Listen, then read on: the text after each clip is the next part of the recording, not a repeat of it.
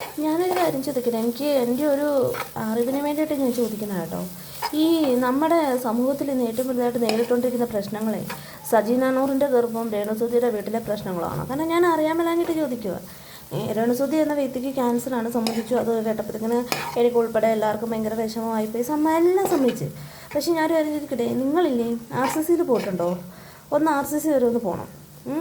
രേണുസുധി എന്ന് പറയുന്ന വ്യക്തിക്ക് ക്യാൻസർ വന്ന് ശരി, അത് ഏറ്റവും വിഷമഘട്ടമുള്ളൊരു സംഭവമാണ്. അതൊക്കെ ഞാൻ സംബന്ധിച്ച്. പക്ഷേ RCC ചെന്ന് കണ്ടു കഴിഞ്ഞുണ്ടല്ലോ, കൊച്ചു കുഞ്ഞുങ്ങൾ വരെ അവിടെ കിടന്ന് അനുഭവിക്കുന്ന ഒന്ന് കാണണം. പക്ഷേ ഇത് ഞാനൊരും പറയാം, നമ്മുടെ സമൂഹത്തിൽ ഇന്ന് നമ്മൾ നേരിട്ടുകൊണ്ടിരിക്കുന്ന ഏറ്റവും വലിയ പ്രശ്നങ്ങൾ ഈ രേണുസുധിയോ അല്ലെങ്കിൽ സജീനയുടെ ഗർഭമോ ഇതൊന്നുമല്ല. സമൂഹത്തിൽ ഇന്ന് എത്രയോ കുഞ്ഞുങ്ങൾ പീഡനത്തിനിരയായിട്ട് മരണപ്പെട്ടിട്ടുണ്ട് ഇല്ലേ? അച്ഛൻ്റെയും അമ്മയുടെയും പീഡനം, കൊച്ചച്ഛൻ്റെ പീഡനം കൊണ്ടും ഒക്കെ ഇന്നും നമ്മുടെ സമൂഹത്തിലെ സ്ത്രീകൾ ഒരിക്കലും സുരക്ഷിതരല്ല എന്നുള്ള രീതിക്കാണ് നമ്മുടെ ജീവിത രീതികൾ തന്നെ പോയിക്കൊണ്ടിരിക്കുന്നത്. പിന്നെ കുറേ പേര് പറയുന്നുണ്ട് പീഡനം സംഭവിക്കുന്നത് സ്ത്രീകളുടെ വസ്ത്രധാരണം കൊണ്ടാണ്. 3.5 വയസ്സുള്ള കൊച്ചിനെ കഴിഞ്ഞ ദിവസം അംഗൻവാടി വെച്ച് പീഡിപ്പിച്ചു. അത് ആ കൊച്ചിൻ്റെ എന്ത് വസ്ത്രധാരണം കണ്ടിട്ടാണ്? അന്നേരം ഒരിക്കലും വസ്ത്രധാരണത്തിൻ്റെ ഒന്നുമല്ല, നമ്മുടെ സമൂഹത്തിലുള്ള നിയമത്തിൻ്റെ ഏറ്റവും വലിയ അനാസ്ഥ കൊണ്ട് തന്നെയാണ് നമ്മുടെ സമൂഹത്തിൽ ഇന്ന് ഇതൊക്കെ നടന്നുകൊണ്ടിരിക്കുന്നത്.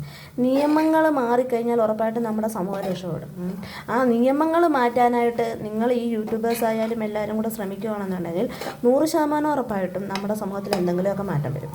നമ്മുടെ സമൂഹത്തിലെ പ്രശ്നം രേണുസുധിയുടെ ക്യാൻസറോ അല്ലെങ്കിൽ രേണുസുധീനെ കിച്ചു കാണാൻ ചെന്നില്ലെന്നോ അല്ലെങ്കിൽ കിച്ചു കാണാൻ ചെന്നിട്ട് അതും ഇതും പറഞ്ഞെന്നോ എന്നുള്ളതൊന്നുമല്ല. അല്ലെങ്കിൽ സജീനയുടെ ഗർഭത്തിന് ഉത്തരവാദി പൂക്കുറ്റിയാണോ, ഇതൊന്നുമല്ല നമ്മുടെ പ്രശ്നങ്ങൾ. നമ്മുടെ സമൂഹത്തിൽ ഇന്ന് അതിനെക്കാട്ടിലും വലിയ വലിയ പ്രശ്നങ്ങൾ നേരിട്ടുകൊണ്ടിരിക്കുക. പിന്നെ ഈ സോഷ്യൽ മീഡിയ ഇന്ന് എന്നെപ്പോലുള്ളവരൊക്കെ ഉപയോഗിക്കുന്നവർ എൻ്റർടൈൻമെൻറ്റിനായിട്ട് വേണ്ടി ഉപയോഗിക്കുന്നത്. ആ എൻ്റർടൈൻമെൻറ്റായിട്ട് കയറി വരുമ്പോഴത്തേക്കിന് ഇങ്ങനത്തെ അവിഹിത കഥകളല്ല നമുക്ക് കേൾക്കാനും താല്പര്യമുള്ളത്.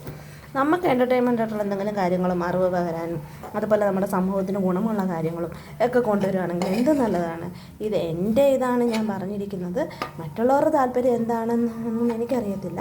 പക്ഷേങ്കിൽ നമ്മുടെ സമൂഹത്തിന് മാറ്റം വരണമെന്നുണ്ടെങ്കിൽ നമ്മളൊക്കെ തന്നെ ഇറങ്ങിത്തിരിക്കാതെ നമ്മുടെ സമൂഹത്തിന് ഒരു മാറ്റം വരാൻ പോകുന്നില്ല. ഇന്ന് ഈ രേണുസുധിയുടെ കാര്യങ്ങളും പറഞ്ഞു, സജീനയുടെ കാര്യങ്ങളും പറഞ്ഞ് സമൂഹത്തിൽ ഇത്രയും വലിയ വാഗ്വാദങ്ങൾ ഉണ്ടാകുമ്പോഴത്തേക്കിന് നമ്മുടെ സമൂഹത്തിൽ നിന്ന് നേരിട്ടുകൊണ്ടിരിക്കുന്ന ഈ പ്രശ്നങ്ങൾക്കെതിരെ ഇതുപോലെ ഒന്ന് ഇറങ്ങി തിരിച്ചു കഴിഞ്ഞാൽ ഉറപ്പായിട്ടും നമ്മുടെ നിയമം കുറച്ചൊക്കെ മാറ്റാൻ പറ്റും.